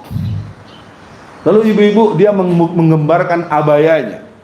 Ya kan pakaian gamisnya lebar tuh. Ada panah itu 13 nancep ke badan sampai berdarah. Dalam keadaan dia menjelang pingsan, dia menangis, bukan menangis tapi memanggil-manggil Rasulullah. Pasukan itu diusir. Ya Rasulullah, wahai Nasibah, kenapa kau lakukannya? Ya Rasulullah, kalau ada orang yang ingin berjihad dan masuk surga karena mati di jalan Allah, aku salah satu. Kenapa kau lakukan? Karena aku mencintaimu ya Rasulullah. Sekarang ada di mana ibu-ibu seperti Nasibah? Nggak ada dah. Ustaznya mau nyanyi-nyanyi mulu kalau ngaji. Oh, ibu sekalian nyanyi mulu ngaji. Kapan diterangin perjuangan Islam? Bagaimana kristenisasi? Bagaimana hamilisasi? Ya. Saya bukan menghina Pak. Saya hampir nggak pernah ketemu guru-guru perempuan yang nerangin situasi umat. Ngajak nyanyi melulu, ngomongnya ngocal-ngocel mulu, gitu melulu. Kalau yang namanya humor, yang namanya lucu itu namanya selingan, jangan jadi materi. Saya bukan marah ya, bukan saya sedang menghujat beliau-beliau, bukan. Pak RW juga nanti kalau sambutan, kalau perlu kumpulin, ada di RW Bapak ada berapa ustazah, kumpulin. Ya, kalau pas apa WA saya saya lagi deket Bekasi, mampir Ustaz, kita ngobrol. Ini mereka ini kurang ngobrol, kurang ngopi, nanti baru kasih hadiah. Nggak apa-apa, dan kita siapin cari. Ustazah kan kalau dikasih ada yang bagus-bagus, apalagi dikasih duit yang banyak, boleh juga. Halal. Mengajak generasi muda kita agar memegang teguh Al-Quran dan Sunnah serta kembali kepada keduanya dalam segala urusan. Ya, jadi bersatu kita, berjuang kita, ya, menjauhi tempat-tempat yang menjadikan sumber fitnah untuk memelihara diri kita dari jatuhan fitnah. Anak-anak kita pastikan dia sekarang ada di mana, dia di rumah tapi kerjanya buka beginian, yang dibuka apa kita kagak tahu. Apa dia lagi nonton film porno kita nggak tahu. Ya, saya kalau ngomong gini jadi sangat emosional. Satu hari ada seorang bapak. Dia lagi di rumah Pak. Tahu-tahu kamar anak perawannya pintunya ngablak. Kan biasanya anak-anak kalau lagi nggak ada di rumah atau sedang di kamar kan ditutup. Ini ngablak. Kemana tuh anak? Neng.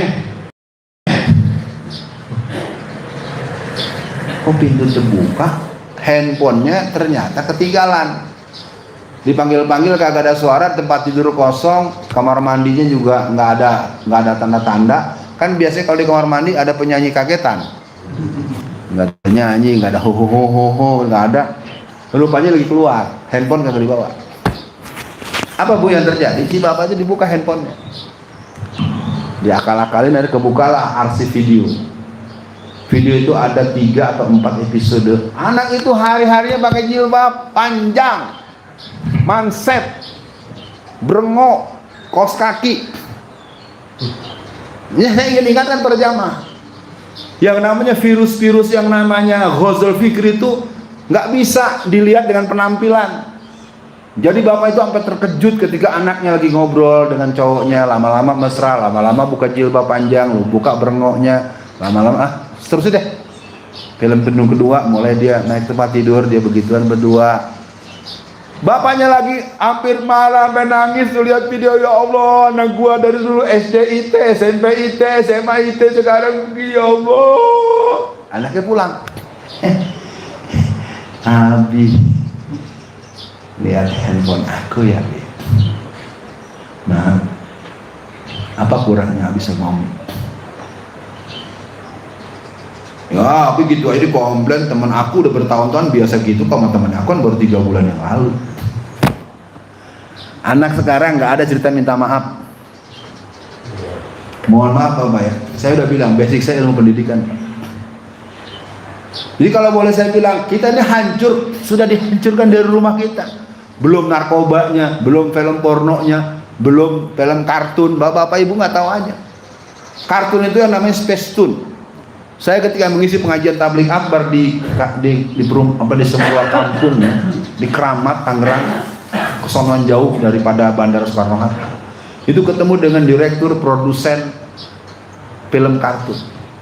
Karena pencerahannya lebih dari satu, saya belum maju, dibisikin ke saya. Ustaz, kenapa anak-anak sekarang betah depan televisi? Jadi secara ilmu bisnis, marketing film, itu video film anak-anak di televisi itu kalau nggak seru pasti heboh, kalau nggak heboh pasti lucu. Bapak nggak ngeh kan, ibu nggak ngeh. Makanya dengan depan TV itu dia nggak mau ingat mandi, nggak mau sholat, nggak ganti baju, lebih pentingin TV. Jadi ini permainan-permainan musuh-musuh Islam. Nah kalau diomongin yang disalahin ustadznya, ustadz bilang aja nggak punya TV gitu. Capek. Bukan saya ngeluh ya, tapi ini susah. Makanya kalau sekarang nggak ada anak-anak wajar. Belum film kartun yang episodenya, bapak-bapak ibu-ibu nggak tahu kan? Di film-film kartun tertentu itu ada episode yang isinya bagaimana caranya begituan biar tahan lama. Long game sex. Bapak diem aja di rumah, anak cucunya nggak tahu. Bagaimana memperbesar kelamin laki-laki itu dalam video kartun-kartun yang ada di televisi. Kita itu dirusak dari semua pintu. Ya, saya harus tidak menyebut nama, tidak menyebut alamat, tidak menyebut merek. Ya, paham ya, cari sendiri aja nanti kalau mau detail nanti buka di videonya Ibu Eli Risma. Ya, oke, cukup biar kita ada dialog nih dikit lagi. Bersungguh-sungguh dalam menggambarkan berbagai urusan sesuai dengan realitas, memahami dan mengetahuinya, meneliti kedalamannya, memperkirakan dampak yang ditimbulkan bahayanya, sehingga tidak boleh terkecoh hanya dengan sekedar melihat fenomena gambaran satu perkara. Contoh FPI. FPI itu apa kesalahannya? Kenapa FPI dibubarkan? Saya anak Petamburan Pak, Gang 1. Saya teman kecil Habib Rizik, saya tahu watak beliau. Tapi saya nggak pernah cium tangan beliau, sorry aja. Teman, bodo amat, kalau ada Rasulullah gue cium tangannya. Yang penting gue sama beliau hormat, dia emang pinter teman saya itu. Jadi ketika FPI pada tahap awal dilihat di televisi itu katanya anarkis, tahapannya begini. Anak FPI bikin surat kepada pihak lokalisasi atau pihak judi. Mereka menyatakan ini loh ayat dan pasal, ini KUHP sekian, pasal sekian, ayat sekian. Ini terlarang. Ternyata backingnya aparat, itu aja persoalannya. Akhirnya aparat menggunakan tangan para preman, Bromo Corah dan lain-lain untuk nyerang anak FPI. Ketika anak FPI dipukul, anak FPI dibacok, anak FPI perutnya ditusuk sama linggis, televisi nggak ada yang liput. Ya, saya ilustrasi nih ya. Kita FPI nih 1, 2, 3, 4, 5. Kita berlima Pak. Kita utusan Pak, nganterin surat. Itu kan namanya kepedulian sosial. Tapi yang ngadepinnya preman-preman yang udah disuruh mabok, suruh siap. Anak-anak ini kan pada disikat. Ada yang langsung dibacok, ada yang langsung kan nggak orang pengen nganterin surat, nggak ada peliputan, pan pulang pada berdarah-darah pulang semua. Nah sekarang kalau yang lain semua ini adalah kantor markas FPI, teman kita pulang, yang satu kupingnya buntung, yang satu perutnya bocor, yang antum bagaimana reaksinya? Nah ketika antum membalas, pemirsa, Nah, itu yang terjadi. Salah di mana? Ya kalau dalam ilmu intelijen salah kita, nggak tahu bahwa kita lagi dijebak. Yang salah tetap mereka, tapi begitu terus berita dibolak-balik. Apa sih yang perlu dipersoalkan dari Habib Rizik? Disertasi beliau tentang Pancasila. Apa yang kurang? FPI udah berapa membunuh orang? Berapa triliun FPI korupsi? Tentang FPI dibubaran nggak ada pembelaan masyarakat dari manapun. Ayo ngaku, pada diem semua kan? Saya juga ngomong gini ditanya, emang Anda hubungannya apa dengan FPI? Ya teman-teman baik lah, saya bilang gitu. Ya, sudah dibubarkan Hizbut Tahrir, dibubarkan FPI tanggal 30 Desember tahun 2020. Mereka mulai menggonggong bubarkan MUI gara-gara menolak pemindahan ibu kota negara IKN, maka mereka mulai mengusulkan bubarkan PKS. Setelah ini mereka akan menuntut bubarkan Muhammadiyah. Paling bontot ntar yang diusulkan bubar adalah NU. Itu tandanya negara kita sudah khatam menjadi negara PKI. PKI mana lagi yang mau didustakan? Ya saya udah bilang berulang-ulang, walaupun suka ditegur juga oleh teman-teman dekat. Siapa yang nggak percaya PKI bangkit? Lo yang tua, mana yang paling tua di sini? Lo yang doktor, profesor doktor, lo yang pinter, hadapin gua. Syaratnya dua ya. Jangan pakai pasal, jangan pakai fisik. Ntar kalah argumentasi, lapor. Iya, bilanglah saya gini-gini, itu terus terang aja. Ini sekarang drill comeback, Pak. Tekonannya saya terangin. Senantiasa benar-benar meneliti segala urusan. Jadi buat Pak RW, Pak RT, semua pengurus masjid, prinsip-prinsip isu, apalagi disebarkan melalui sarana informal. Karena pembuat hoax terbesar dan terkuat adalah penguasa, itu kata Profesor Rocky Gerung. Ya, yang hoax bukan Ustadz Alfian Tanjung, bukan Babi Haikal, bukan Edi Mulyadi. Edi Mulyadi itu ngomong apa adanya. Cuma bilang jin buan anak aja pengen ngambek begitu. Itu 3 orang pemimpin Dayak ditangkap, disiksa sama aparat, nggak ada yang belain. Belain dong tuh pemimpin yang baru tangkep-tangkepin. Nggak ada suaranya. Ya. Ada yang hafal nggak nih ayat ini? Kalau ada yang hafal bacain. Ya ayyuhallazina amanu in ja'akum fasikum binaba'atin fatabayyanu. Wahai orang-orang yang beriman, apabila ada sebuah informasi, periksa dulu. Siapa ustadznya? Alfian Tanjung. Hati-hati loh, jangan panggil dia. Emangnya masalahnya apa sama gua? Nah kan udah dibilang sidang saya yang pertama eksepsi diterima, artinya 0. Vonis yang kedua 0. 0 tambah 0 berapa Pak? 4. Saya vonisin 4 tahun penjara Bu kemarin Bu. Ibu nggak usah kasihan sama saya, cuman saya lagi bingung aja.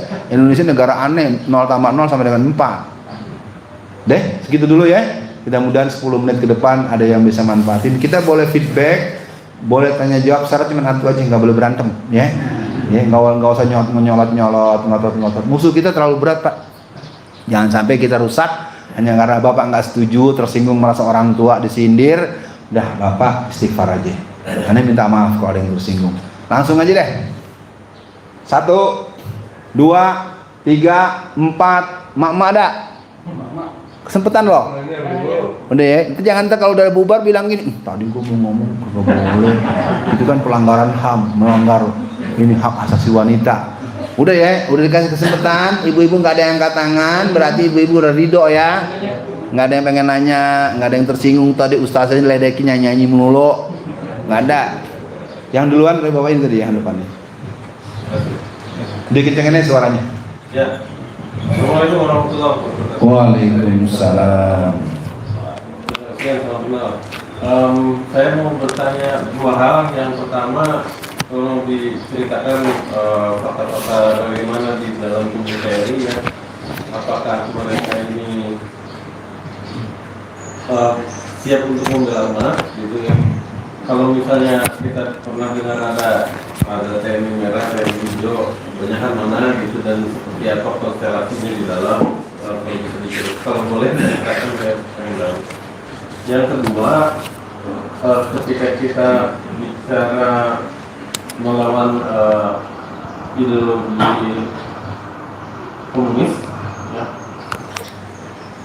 Apakah kita juga tidak perlu bicara atas bahayanya ideologi sekuler kapitalis seperti itu? Maksudnya kita bisa menyerang komunis dan kita bisa membuat umat ini berhati-hati kepada pengaruh Cina dan sebagainya. Namun kalau hanya itu yang kita lakukan, Amerika juga ada keleluasaan karena musuhnya Amerika yang mana Cina itu sudah menjadi common enemy umat Islam, tapi umat Islamnya lupa bahwa ada satu lagi nih yang sekuler kapitalis itu. Bagaimana supaya umat, pertanyaannya adalah bagaimana supaya umat aware atas keduanya. Terima kasih. Salam. Nama siapa Mas? Imam. Ustadz Imam. Bapak yang merasa kedua. Ayo atur dah, bagi-bagi dah, bagi-bagi. Iya Bapak ya Pak. Assalamualaikum warahmatullahi wabarakatuh. Waalaikumsalam. Saya begini Pak, pertanyaan saya atau bagaimana cara kita itu dalam hal sudah penting begini tapi kita sama muslim bisa kata bersatu. Nah, ini kan problem kita. Sementara ini kalau kita dolar ini pada kafir ini adalah haram. Nah, ini kan dalam arti konteks secara dulu katakanlah dari teman-teman yang katakanlah kerja itu kan keluar, tapi di sisi lain juga katakanlah yang lain juga itu kalau tidak boleh berpartai haram. Ini kan jadi saudara muslim sendiri itu sulit untuk kata-kata bersatu ketika ada TPKI masuk. Nah, ini bagaimana ketika ini kita sama-sama kita tahu bahwa kita itu kata-kata yang saya lihat dari cara mereka dulu pernah di KN dulu masalah itu dari KN program KI kan juga di sini. Nah, bagaimana gitu kan kalau ini dikembangkan terus itu bagaimana mau menangani yang sudah jelas PKI atau mungkin dari kaum apa jurnalis, bagaimana menurut saya ini Islam kata ada bersatu lah tapi dalam menghadapi hal yang penting. Terima kasih Pak. Baik. Bagi-bagi dah, agak gak enak gue yang duluan. Pokoknya ada dua lagi nih. Mau kasih dulu, kasih dulu. Apa dulu? Ya. Waalaikumsalam. Saya Pak bahwa PKI ini yang bagaimana di dalam sejarah yang sama kita tahu itu bahayanya. Karena saya baca di sebuah artikel dari Sudirman bahwa PKI adalah anak zaman yang dilahirkan oleh zaman. Artinya di situ masih terus struktur PKI ini akan terus membangun sebuah kekuatan. Kembali ke kita sebagai umat Islam, bagaimana cara membangun konsolidasi umat, khususnya tadi dijelaskan kita bahwa remaja harus betul-betul dalam dibangun seperti itu. Nah, di sisi lain kadang-kadang kita sesama umat, sesama organisasi umat itu sering berbenturan apakah PKI itu sudah masuk atau masuk ke dalam organisasi Islam, bukan hanya struktur pemerintahan. Maka kita sebagai umat Islam bagaimana membangun sebuah kekuatan konsolidasi sebagaimana dibangun oleh PKI. Terima kasih. Yang belakang tar dulu Pak, ini dulu. Assalamualaikum warahmatullahi wabarakatuh. Waalaikumsalam. Ustaz, hari alhamdulillah saya sholat zuhur kemarin itu maksudnya di Kamis. Saya sholat zuhur di Jati Asih, salah satu masjid di Jati Asih. Nah. Dulu saya kaget, saya sedih. Kenapa? Sudah berjarak, jaraknya kayak beginilah. Tidak, beginilah. Sudah diatur, di situ udah pasang atur jaraknya. Saya tadinya nggak mau sholat, tapi udah kenapa itu enggak. Persoalannya kan ini akan terjadi juga mungkin di tempat kami nanti di keterangan banyak kan masih akan terjadi kan mungkin ini terjadi. Nah ini pertanyaan saya, bagaimana sikap kita melihat kalau ini terjadi nanti? Rasulullah sedih sekali nih, sedih sekali. Terima kasih. Saya pikir kekhawatiran beliau harus di dia akomodir ya, Pak RW, Pak RT semua, coba belajarlah manfaatkan kekuasaan yang Anda punya. Kemarin saya di Kediri, malah yang hadir itu kepala desa, Pak Desa. Wah, nanti saya jawab deh. Habis ini udah ya, ini udah 4 nih, jadi 5 nih. Tadi nggak kelihatan ya sebenarnya. Ini terakhir ya, jadi yang kelima, silakan.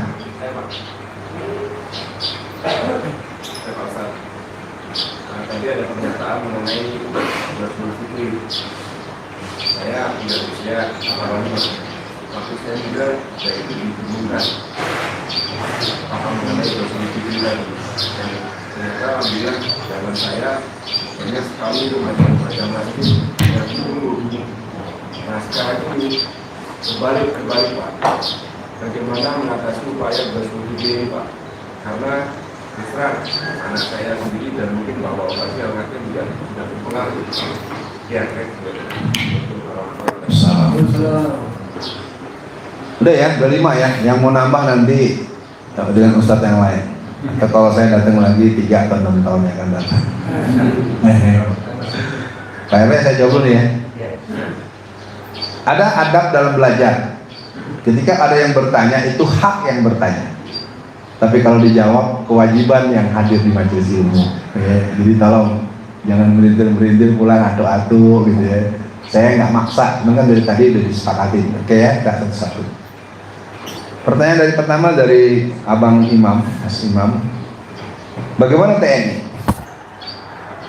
Saya harus mohon maaf tidak akan menjawab secara jantung hati TNI secara sesungguhnya. Karena kita sedang berada pada situasi genting pertempuran dan saya hanya ingin memberikan catatan khusus. TNI yang pernah memeluk saya ketika selesai khutbah itu sudah sampai pada bentuk yang mungkin lebih tinggi ini daripada saya. Cuman persoalannya mereka tuh nggak punya otoritas di ketentaraan ataupun kepolisian atau aparat resmi pemerintahan itu. Walaupun dia pintar, walaupun dia pemberani, walaupun dia sakti, dia nggak bisa ngapa-ngapain dan dia akan dianggap salah oleh institusinya maupun oleh temannya. Persoalannya adalah kalau kita mengikuti pergeseran mutasi pejabat-pejabat di TNI memang mengerikan. Sekarang orang-orang yang ditaruh tempat-tempat penting dan mempengaruhi sistem ketatanegaraan kita dan pertahanan negara kita itu kebanyakan adalah Cina lovers. Jadi pergeseran 76 orang perwira tinggi tentara yang kemarin itu cukup mengerikan. Jadi buat mereka Cina itu adalah pemberi kemuliaan. Udah tahu kita mau disembelih, udah tahu kita mau dijajah. Apalagi ada sekolah cung-cung segala macamnya, cung-cung segala macam, ceng-cong. Saya pikir itu. Jadi untuk TNI saya juga terus berusaha menemui kembali teman-teman maupun adik-adik kelas saya, tapi memang dia bilang nggak bisa bang. Makanya dari itu bapak-bapak sebenarnya mereka menunggu koneksitas dengan jaringan pesantren. Makanya kerja saya kemarin saya baru keliling dari Madura, Pamekasan, Sampang, Sumeneb, terus ke Surabaya, ke Bangil, mampir dikit di Malang, agak insiden kecil-kecilan. Besoknya saya balik lagi, saya sholat subuh di situ. Sebelumnya saya ke Bondowoso. Insya Allah untuk pekan depan saya keliling Jawa Barat untuk acaranya tentu jauh lebih terencana lah. Itu kira-kira yang pertama. Jadi TNI 80% masih akan membela kepentingan negara. Tapi jangan senang dulu. Mereka nggak punya senjata, nggak punya duit. Itu yang membuat Pak Anton Permana masuk penjara. Jadi mereka hajar TNI itu dengan Undang-Undang Nomor 34 2004. Anda ikuti saja. Untuk APBN 2022, untuk kepolisian itu menembus angka hampir 400 triliun, 300 sekian. Padahal jumlah personil kepolisian dengan tentara itu jauh lebih banyak tentara. Anggaran tahun 2021 untuk tentara yang jumlahnya hampir 1,5 juta secara semua ya, angkatan darat, angkatan laut itu 1,5 juta.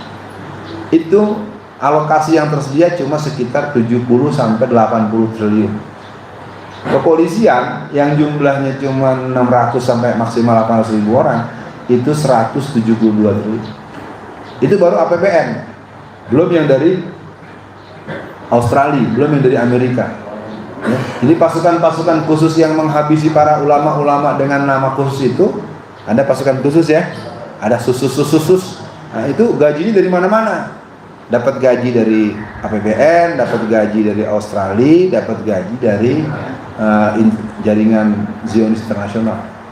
Ya, saya pikir dengan saya menjelaskan itu Anda sudah memahami bahwa musuh kita ya yang ada dua, sosialis komunis dan kapitalis Zionis internasional. Saya pikir saya bukan tidak memahami itu, cuma maksudnya masa saya borong semua nerangin gituan. Saya cuma mau mengatakan, saya nggak pernah nyalahin, nggak pernah nganggap yang lain nggak penting. Saya cuma mau bilang gini, PKI bukan satu-satunya masalah, tapi jangan menganggap PKI bukan masalah. Itu aja yang ingin saya katakan. Mudah-mudahan Anda tertangkap pesannya. Bahwa yang namanya kapitalis itu kan udah dibabat habis oleh Hizbut Tahrir. Ada Hizbut Tahrir yang dibabat habis. Ya gitu. Karena dia banyak mempertegas untuk menghadapi kapitalisme. Sementara begitu. Untuk Bapak bagaimana sikap umat Islam? Saya ingin ingatkan pesan almarhum Letnan Jenderal Z.A. Maulana. Di antara kelemahan umat Islam adalah tidak memiliki wawasan analisis SWOT, analisa intelijen dakwah.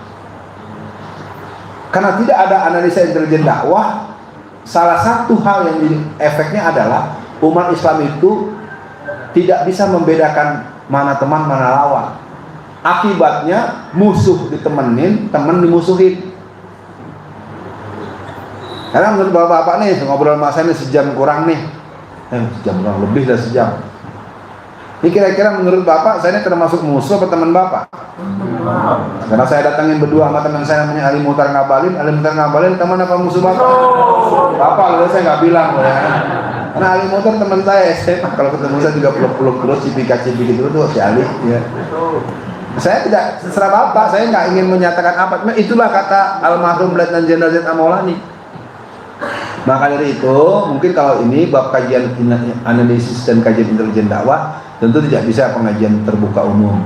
Perlu ada kuliah khusus. Tapi ya gitu, kita mah lucu. Tuh Pak Maulana masih hidup, sempat cerita sambil ketawa mas. Dia, ada apa Pak Z? Kita panggilnya Pak Z. Ada apa Pak Z? Itu di Serang mereka minta ada kursus intelijen dakwah. Terus saya bilang pesertanya 35 orang aja ya. Ya siap Pak Jenderal, siap. Pas hari pelaksanaannya pesertanya 200.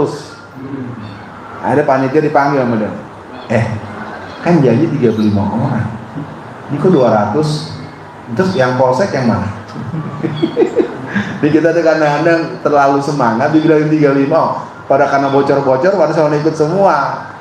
Itu salah satu pesan dari saya. Jadi kalau tanya bagaimananya, kita memang makanya kalau menurut saya sih gampangnya, Bapak kalau mau lihat orang itu Islamnya bener apa enggak, lihat aja hari-harinya dia ada di masjidnya kalau subuh. Cara nyiriin orang, makanya di dekat tempat saya tinggal ada sebuah masjid namanya Salahuddin Al-Ayyubi. Di masjid itu sab 1, sab 2, sab 3 itu isinya ketua-ketua RT sama ketua RW. Jadi setiap pemilihan ketua RT nggak akan pernah dipilih jadi ketua RT kalau nggak ada dilihat di masjid salat subuh.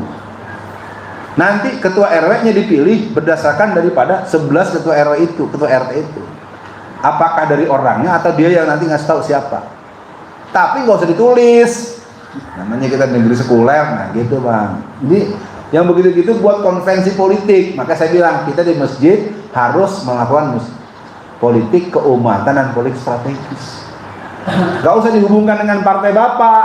Oh kalau nggak usah ngapain? Emang partai kita ada ditanya di akhirat. Yang ditanya di akhirat itu sholatnya. Nah sekarang kalau kekhawatiran bapak tadi kan, kalau nanti kan sholat nggak boleh Jumat, ya kan gitu. Kejadiannya kan pernah terjadi kan, nggak ada alasan, nggak jelas. 60 tahun nggak boleh jalan. Dia juga umur 74 tuh si Luhut juga nggak boleh keluar dong. Ya. Peraturan cuma buat orang lain, kalau dia boleh. Peraturan buat orang Islam, orang Kristen boleh. Itu terus. Perlakuan-perlakuan tidak adil itu tidak disikapi dengan kolektivitas keberanian. Ya. Tinggal kita lihat nanti nyalinya Pak RW berani nggak belain umat Islam? Iya. Saya kalau mau cerita pengalaman saya ditahan di Makobrimob, Saya 7 minggu berturut-turut Bu nggak boleh sholat Jumat. Tapi jangan nanya namanya ya.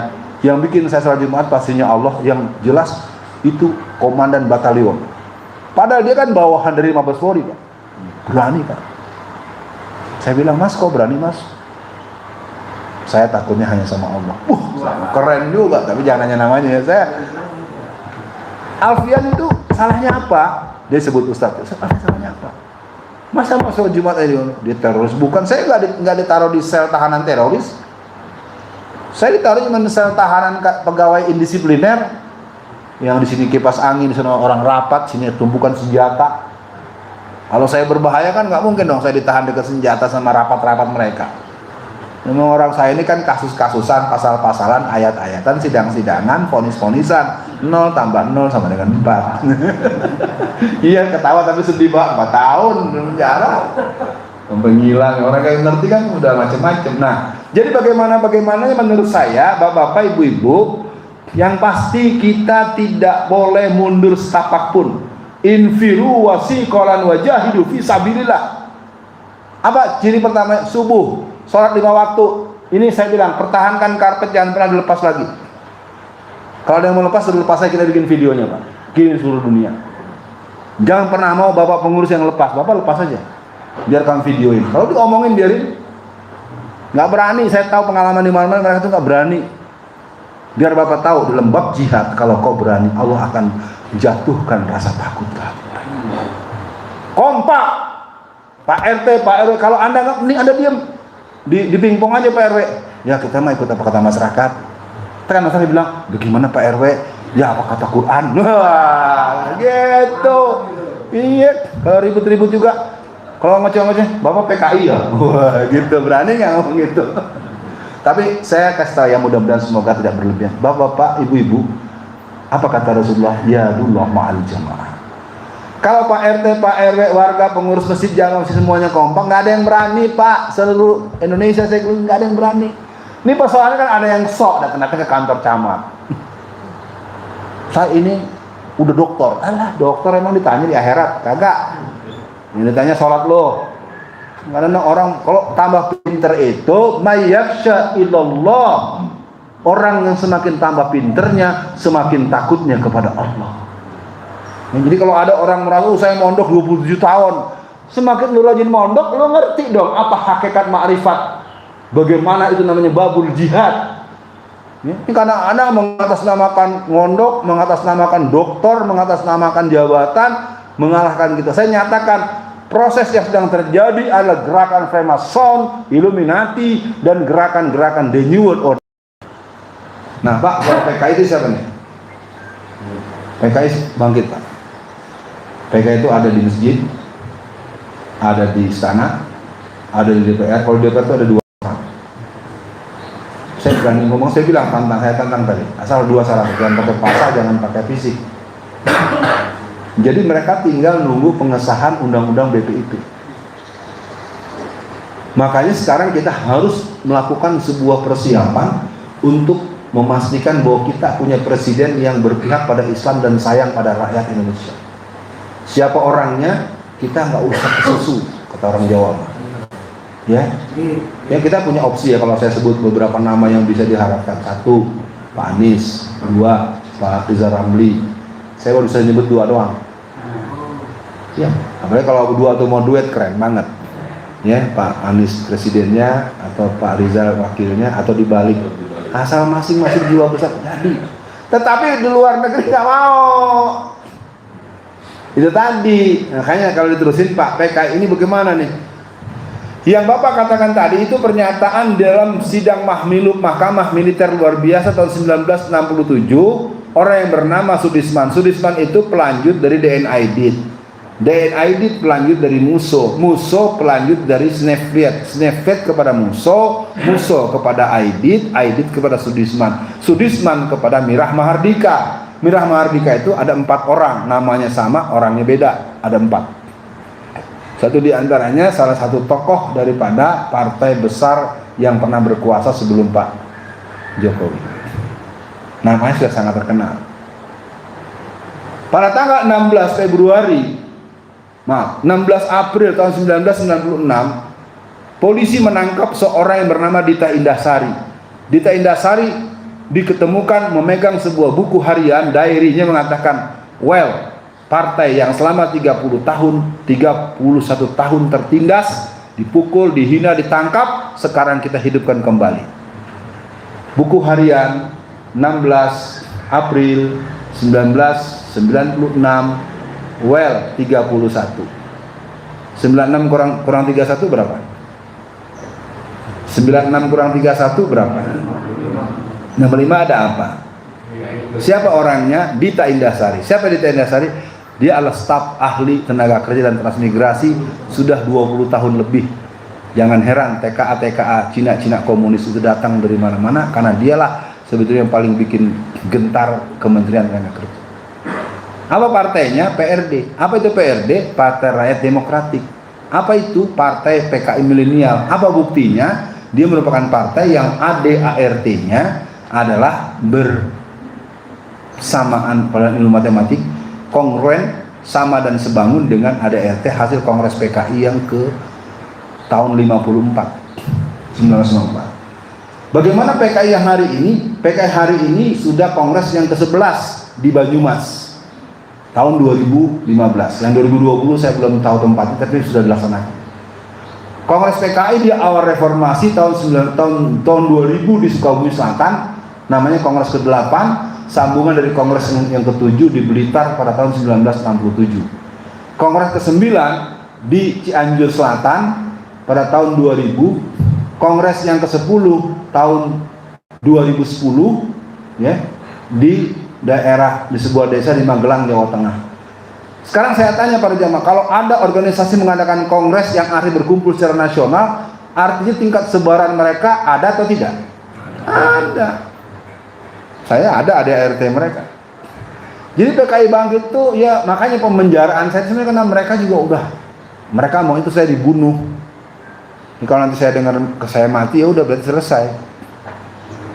Nah, saya kader PII, bahwa kami para kader pelajar Islam Indonesia senantiasa akan membela kepentingan Islam dan umat Islam dalam situasi dan tempat dan keadaan yang bagaimanapun juga. Saya sekarang kalau kita sekarang mana ada PII nggak di sini? Pernah ikut PII dulu ya waktu remaja ya. Yang lain siapa yang pernah ikut PII? Tapi pernah dengar kan? Tapi sekarang kagak ada lagi, kemana tuh PII-nya? Ada PII-nya tapi nggak ada yang model-model kita lagi. Jadi untuk PKI ini ada PKI malam, ada PKI siang. Hari ini mereka tidak perlu berontak karena mereka sudah berkuasa.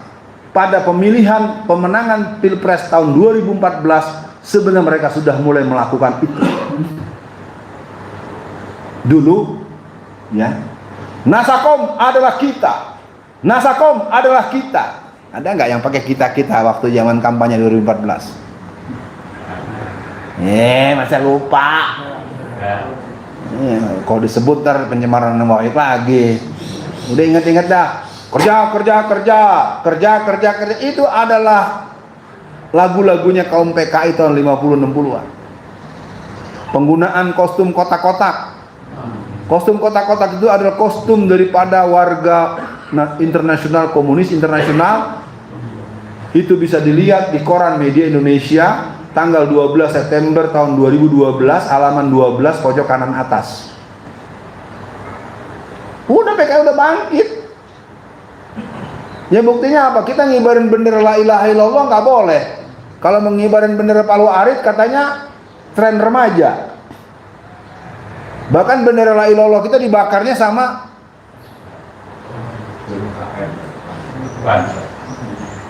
ini dibakar kan yang di Garut. Yang bakar kan anak ormas Islam juga.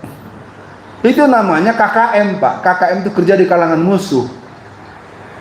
Jadi kalau dibilang bagaimana PKI udah di mana-mana udah seperti nanah, Pak, seperti virus. Bagaimana Ustadz cara membedakan PKI atau bukan? Ciri orang yang berwatak PKI, ciri simpati, dia orang yang paling marah kalau kita membahas soal PKI. Sekarang lihat aja di ruangan nih, ada nggak yang marah? Ada yang nggak setuju. Jadi kalau ada orang PRW, ada orang yang nggak setuju pembahasan soal PKI, berarti kalau bukan kakeknya atau dianya yang mungkin jadi simpatisan PKI. Kata siapa? Kata Jenderal Iriamiza Triakudu, bukan kata saya. Ini kita kan kadang-kadang bolak-balik jadi ragu, oh zaman sekarang PKI nggak ada. PKI-nya nggak ada, cuman Partai Komunis Indonesia-nya banyak. Gitu Mas Imam. Jadi memang PKI, jangan bilang komunis aja, PKI Pak. Saya kasih tahu dengan tegas. PKI. Mereka sengaja eufemisme kalau dalam teori bahasa, penyederhanaan kata, tidak. Lah kan terbit buku Aku Bangga Anak PKI. Itu terbitnya bulan Juni tahun 2002. Penulisnya namanya Ripka Ciptaning. Dia seorang putri dari seorang donatur rutin daripada PKI yang bertinggal di Solo. Bulan Juni dia keluarkan buku yang berjudul Aku Bangga Anak PKI, dan buku itu disebar sebanyak 2 juta eksemplar. Pada bulan September 2005 terbit buku yang kedua yang berjudul Anak PKI Masuk Parlemen. PKI mana lagi yang mau didustakan? Dari tahun 2013 sampai 2015 berkibar bendera Palu Arit dari Aceh sampai Ternate. Lalu bapak-bapak tanya, Ustaz tahu dari mana? Saya jawab, kalau saya nggak tahu saya nggak ngomong. Kan di pengadilan begitu juga kan? Saya dikejar terus kan oleh wartawan, oleh hakim. Saudara Alfian, kenapa Anda bilang di istana itu ada PKI-nya? Saya sebut Pak. Saya dapat informasi dari Jenderal Anu tanggal 16 Mei bulan sekian. Wah, saya terangin, tetap aja nggak didengar. Ini percuma kita nerangin apa yang kita, kenapa yang itu nggak ditangkap? Saya nggak mungkin ngomong Pak, nggak punya kerjaan ngomongin begitu-begituan. Tapi memang seperti tadi Pak RW, ada maling nyolong motor. Saya beberekan nih, mau maling tuh lagi diambil tuh. Tapi karena memang yang mau ditangkapnya saya, jadi akhirnya bukan maling motornya yang ditangkap. Iya, yang ngasih tahu. Oh, di negeri kita juga ada orang di penjara gara-gara masker. Tadi yang keempat apa ya? Peraturan apa ya? Lupa saya yang 4 Pak. Tadi Pak, ulang nih passwordnya Pak. Nah. Oh iya, Bapak jawabannya kompak. Ibu-ibu juga kompak Bu. Ya, kalau mau gampangnya, lagi dia datang kita ikutin aja. Dia udah pergi pasang lagi. Itu kalau dia ribut, ibu-ibu tuh Pak, ada bener ibu-ibu bilang, iya kenapa? Berani lawan mak-mak, gitu. Ibu bikin laskar mak-mak, berani di situ kalau ada Bunda Rati Atma, ada Bunda Mary, ayo harus berani. Biasanya maaf ya, kalau yang turun ibu-ibu, mereka nggak terlalu ini. Ibu ada yang berani nggak belain masjid? Balik takut, makanya nyanyi mulu sih ngajinya, ngaji jihad makanya.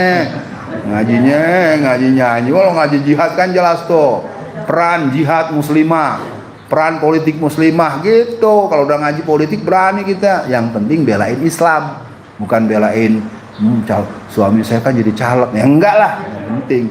Nah, Ghazal Fikri ini sebuah gerakan sistematis, halus, terus struktur dan melumpuhkan. Musuh terberat kita adalah anak-anak kita di rumah. Kita tuh berdebat karena dia ngomong dikit ya, anak-anak digital dia bolak-balik. Di sini terlalu banyak Pak. Satu hari saya ditelepon oleh pengurus Muhammadiyah Jakarta Pusat. Sambil agak hampir menangis beliau bilang, Ustadz, di sekolah kami ada anak SMA kelas 2 di foto profil handphonenya berlogo Palu Arit. Waktu itu musim PPKM. Saya bilang, maksudnya apa nelfon saya Pak? Antum datang, antum tolong. Enggak, saya kalau Zoom meeting nggak mau. Saya mau datang. Datang karena kumpul semua. Hidup semua apa nggak ada yang mati. Ini kita ini ditakut-takutin melulu. Udah, maksanya kena COVID, iya, saya nggak bilang nggak ada. Tapi jangan ketakutan terus. Akhirnya mati bukan gara-gara COVID, karena mati ketakutan. Iya. Jadi Ghazal Fikri ini perlu pembahasan tersendiri. Sekarang yang penting Bapak-bapak, anak-anak kita intenskan hubungan dengan Quran. Ayo anak-anak kita, keluarga kita digembleng untuk hafal surat Al-Kahfi ayat 1 sampai 10. Udah pada hafal belum semua keluarga kita? Nah, yang belum mulai sekarang. Saya juga sampai keringet dingin ngapalinnya, udah tua. Ya. Saya punya pengajian KBAT, Keluarga Besar Alfian Tanjung. Kita ngaji ya anak-anak, mantu, cucu ya, rumahnya belum banyak, baru 20 orang, cucu baru mau 5. Ya, salah satu kewajiban setoran hafalan Al-Kahfi 1 sampai 10 tanpa kecuali. Yang mantu, yang apa ini pada nyetor gituan. Itu ada hadisnya. Barang siapa orang yang menghafal surat Al-Kahfi ayat 1-10, maka Allah kuatkan dia, lindungi dia daripada azab, daripada kedatangan Dajjal, laknatullah. Yang mulai sekarang bikin program keluarga masing-masing, hafalan surat Al-Kahfi ayat 1-10. Ya, yang repot yang tua-tua Pak, kita yang udah lama nggak ngapal, hafalan baru, budak juga ngapal. Mungkin tidak puas, tidak tuntas. Ibu-ibu, saya sudah beri persilahan tadi ya. Ibu-ibu jangan nanti salah paham. Buat Bapak semua ada waktu. Wah, sampai jam 7 ya. Kita berdoa dulu ya. Mudah-mudahan doa kita pagi ini dijawab Allah Subhanahu wa taala dan kita yang berkumpul di sini bisa pulang dalam suasana yang semangat, bahagia, gembira dan terus akan menjadikan Ramadan tahun ini Ramadan yang penuh dengan syiar, kembali ramai, dan yang suruh berhenti kita akan bilang Bapak PKI ya Pak, itu aja nanti tanyain aja lidah. A'udzubillahi minasyaitonirrajim. Bismillahirrahmanirrahim. Asyhadu an la ilaha illallah wa asyhadu anna Muhammadan wa rasuluh. Allahumma inna nas'aluka salamatan fid din wa azadatan fil ilmi wa barakatan fil rizqi wa taubatan qoblal maut wa maghfiratan ba'dal maut. Allahumma hawin alaina fi sakaratil maut wa inna Allahumma ya Allah ya Rabbul alamin. Jadikan pagi ini kami hamba-hambamu yang sadar bahwa kami berada pada satu negeri yang sedang tidak baik-baik saja. Berikan kepada kami ya Allah kemudahan untuk mendidik anak-anak kami, cucu-cucu kami dan orang-orang yang di bawah tanggung jawab kami agar menjadi manusia yang soleh dan solehah. Jadikan kami yang berkumpul di majelis ini, di masjid ini, di musola ini, hamba-hambamu yang tertib ibadahnya, yang kokoh akidahnya, dan terus mengikatkan diri dengan komitmen Islam dengan semangat inna sholati wa nusuki wa mahyaya wa mamati lillahi rabbil alamin. Allahumma nawwir qulubana binuri bihidayatika binuri samsika abadan abada kama nawartal arda birahmatika ya arhamar rahimin. Allahumma alfi baina qulubina wa asli zata baina wahdinas subulas salam minaz zulumati ilan nur wa jannibna al-fawahisa ma zahara minha wa ma batan wa barik lana fi asma'ina wa absarina wa qulubina wa azwajina wa zurriyatina innaka antat tawwabur rahim. Ya Allah, kami mohon tolong padamu atas berbagai nestapa dunia Islam. Yang terdekat adalah kaum muslimin India, di mana mereka mendapatkan perlakuan dengan sangat kejam. Bahkan kaum militan Hindu mentargetkan untuk membunuh sekitar 2 juta umat Islam di sana.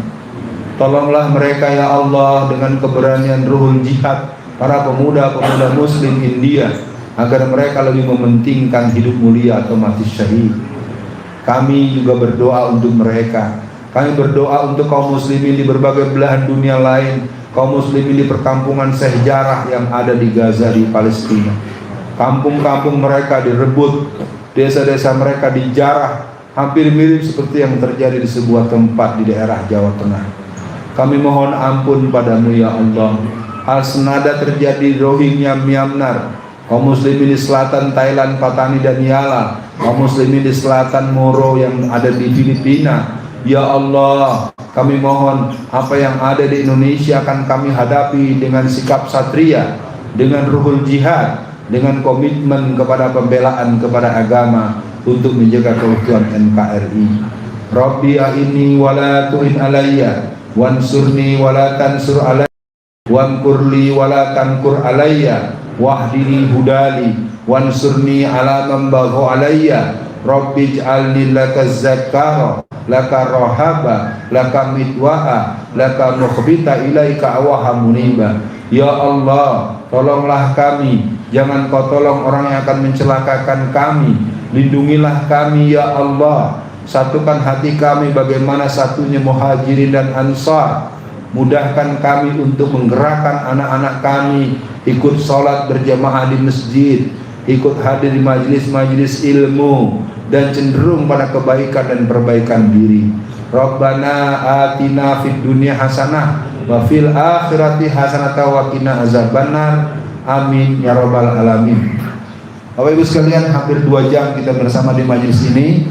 Kekurangan pasti banyak dan hal-hal yang kurang enak saya mohon maaf. Semoga apa yang bisa kita lakukan kemudian adalah menjadikan kampung kita, komplek kita tetap syiar Islam.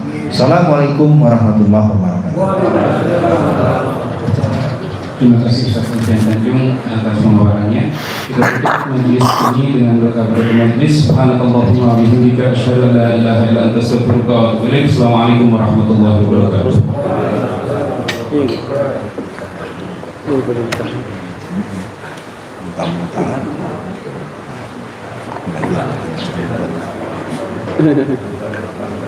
Tapi itu lah